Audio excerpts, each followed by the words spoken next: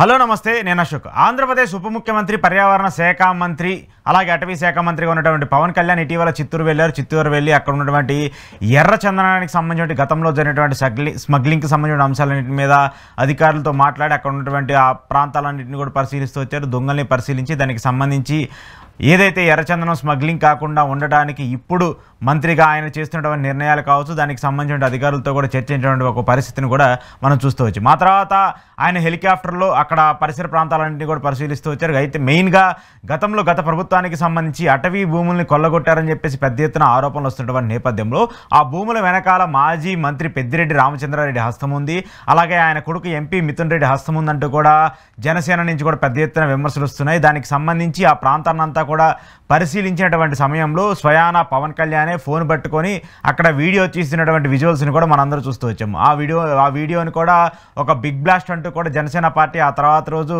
తమ ట్విట్టర్ ఖాతాలో చెప్తూ వచ్చింది. దాన్నంతా కూడా టీడీపీ మీడియా అంతా కూడా పెద్ద ఎత్తున ప్రచారం చేస్తూ వస్తుంది. దీని మీద విచారణ జరిపి పెద్దిరెడ్డి భూదందాన్ని ఆపాలి, వెంటనే వాళ్ళ మీద చర్యలు తీసుకోవాలని చెప్పేసి టీడీపీ మీడియా ప్రచారం చేయటము, దానికి తోడుగా జనసేన ట్విట్టర్ ఖాతాలో కావచ్చు, జనసేన సోషల్ మీడియాలో కావచ్చు పవన్ కళ్యాణ్ వీటన్నిటిని అడ్డుకున్నాడు, పెద్దిరెడ్డి అక్రమాలను అడ్డుకున్నాడు అంటూ కూడా పెద్ద ఎత్తున పోస్టులు పెడుతూ వివరణ ఇస్తూ మాట్లాడుతూ కూడా వస్తున్నారు. అయితే దీనికి MP Mithun Reddy strong counter ఇస్తూ వచ్చారు. ఒకవేళ మీరు చేసినటువంటి ఆరోపణలు ఏవైతే ఉన్నాయో అవి నిజమని మీరు తేల్చండి, అలా తేల్చలేకపోతే మీరు బహిరంగ క్షమాపణ చెప్పాలంటూ కూడా మిథున్ రెడ్డి పవన్ కళ్యాణ్కి సవాల్ చేస్తూ వచ్చారు. మీరు మాట్లాడినటువంటి మాటలు, మీరు చేసినటువంటి కామెంట్స్ కేవలం ఏదో అలా స్టైలిష్గా సినిమా స్టైల్లో వచ్చి 4 వీడియోలు తీసి 4 ఫోటోలు తీసి దానికి మీడియాకి ఇచ్చినంత మాత్రాన సరిపోదు, వాటిని ప్రూవ్ చేయాల్సిన బాధ్యత కూడా మీదే. మీరే అటవీ శాఖ మంత్రిగా ఉన్నారు కాబట్టి మీకు ఆ రెస్పాన్సిబిలిటీ ఉంటుంది, ఆ బాధ్యత ఉంటుంది. దాంతోపాటు మీరే అక్కడంతా కూడా చక్కర్లు కొట్టారు హెలికాప్టర్లో, మేమేదో భూమిని దోచేసుకున్నాము, భూమిని లాగేసుకున్నాం అని చెప్పేసి మీరు ఆరోపణలు చేశారు కదా, దాని మీద విచారణ జరపనంటూ కూడా ఆయన సవాల్ చేశారు. ఒకవేళ అది నిరూపించకపోతే ఒక ఉప ముఖ్యమంత్రి స్థాయిలో ఉండి మీరు అబద్ధాలు చెప్పారు కాబట్టి బయటకు వచ్చి బహిరంగంగా ఖచ్చితంగా క్షమాపణ చెప్పాలి, లేకపోతే దీని మీద తీవ్ర స్థాయిలో చర్యలు తీసుకుంటాము, దానికోసం ఎంతవరకు వెళ్తామని కూడా మిథున్ రెడ్డి చెప్తూ వచ్చారు. అయితే గతంలో ఇదే మిథున్ రెడ్డి కావచ్చు, లేదంటే వైసీపీ ప్రభుత్వం అధికారంలో ఉన్నప్పుడు అప్పుడు మంత్రిగా ఉన్నటువంటి పెద్దిరెడ్డి రామచంద్రారెడ్డి మీద పెద్ద ఎత్తున ఆరోపణలు చేస్తూ వచ్చారు. ఇప్పుడు ఉప ముఖ్యమంత్రిగా ఉన్నటువంటి పవన్ కళ్యాణ్ గారు ఆయన అప్పుడు ఏం మాట్లాడుతూ వచ్చారు, శేషాచలం అడవుల్లో ఎర్రచందనాన్ని అక్రమంగా దోచుకెళ్తూ ఉన్నారు, అదంతా కూడా పెద్దిరెడ్డి అనుచరులు పెద్దిరెడ్డి కనుసన్నల్లోనే జరుగుతుందని గతంలో ఎన్నికల సమయంలో విపరీతంగా క్యాంపెయిన్ చేసినటువంటి పవన్ కళ్యాణ్ ఆ తర్వాత అధికారంలోకి వచ్చిన తర్వాత కూటమి సర్కార్ అధికారంలోకి వచ్చి 17 నెలలు పూర్తవుతున్నా కూడా దీనికి సంబంధించి గతంలో ఆయన చేసినటువంటి ఆరోపణలకి ఏమన్నా స్పెషల్ టీంని వేసి విచారణ ఏమన్నా జరిపారా? లేదు.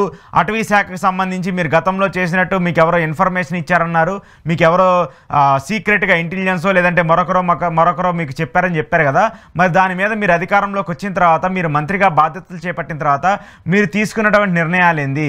మా మీద ఆరోపణలు చేసినంత వరకు మాత్రమే మీరు మాట్లాడుతూ వచ్చారు, ఎన్నికల్లో రాజకీయాల కోసం ఆరోపణలు చేశారు, మరి వాటిని ఇప్పుడు ప్రూవ్ చేయాలి కదా.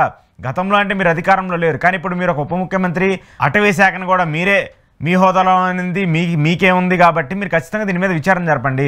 సో పదే తప్పుడు ఆరోపణలు చేసి తప్పుడు మాటలు మాట్లాడటం వల్ల అబద్ధం నిజమైపోదు అంటూ కూడా మిథున్ రెడ్డి స్ట్రాంగ్ కౌంటర్ ఇచ్చారు. ఒకవేళ దీనికి సంబంధించి మీరు ప్రూవ్ చేయకపోతే మాత్రము దీని మీద మీరు తప్పుడు ఎలిగేషన్స్ చేసినందుకు మేము కూడా ఎలాంటి నిర్ణయాలు తీసుకోవాలి, దానికి సంబంధించి ఎలా ముందుకెళ్లాలనేది కూడా మేము ఆలోచిస్తామంటూ కూడా మిథున్ రెడ్డి స్ట్రాంగ్ కౌంటర్ ఇస్తూ వచ్చారు. ఇది ఒక్కటే కాదు, గతంలో కూడా పవన్ కళ్యాణ్ గారు చేసినటువంటి మాటలకి ఇప్పుడు చూస్తున్నటువంటి ఆయన విషయాలకు కూడా ఎక్కడా కూడా శాంటిటీ కనిపించలేదు, వ్యాలిడిటీ కనపట్లేదు.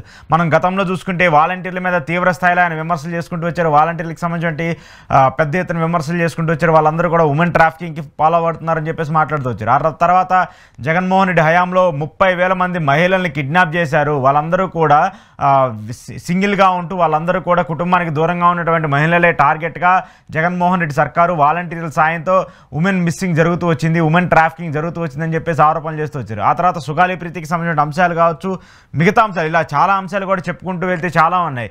అలాంటి అంశాలన్నిటికీ కూడా ఎక్కడా కూడా ఆధారాలు లేకుండా, ఎక్కడా కూడా దానికి సంబంధించిన శాంటిటీ లేకుండా రాజకీయాల కోసము వైసీపీని ఇబ్బంది పెట్టడం కోసం మాట్లాడినటువంటి పవన్ కళ్యాణ్ ఇప్పుడు అదే తరహాలో అధికారంలోకి వచ్చిన తర్వాత కూడా బిహేవ్ చేస్తున్నారంటూ కూడా మిథున్ రెడ్డి కౌంటర్ ఇస్తూ వచ్చారు. మీరు చేసినట్టు ఈ ఆరోపణలు ఖచ్చితంగా నిరూపించాలని చెప్పేసి ఆయన చెప్తూ ఉన్నారు.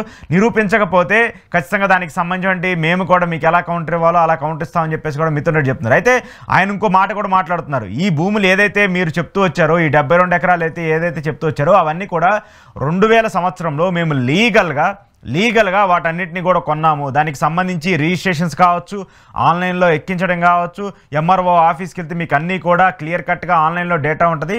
మీరు ఉప ముఖ్యమంత్రి కాబట్టి మీరు ఒక ఫోన్ కాల్ చేస్తే ఆ డేటా మొత్తం మీకు ఇస్తారని చెప్పేసి కూడా మిథున్ రెడ్డి చెప్తున్నారు. మరి అలాంటి డేటా అంతా ఏం తీసుకోకుండా కేవలం ఆధారాలు లేకుండా ఇలాంటి వ్యాఖ్యలు మాత్రమే చేశారా?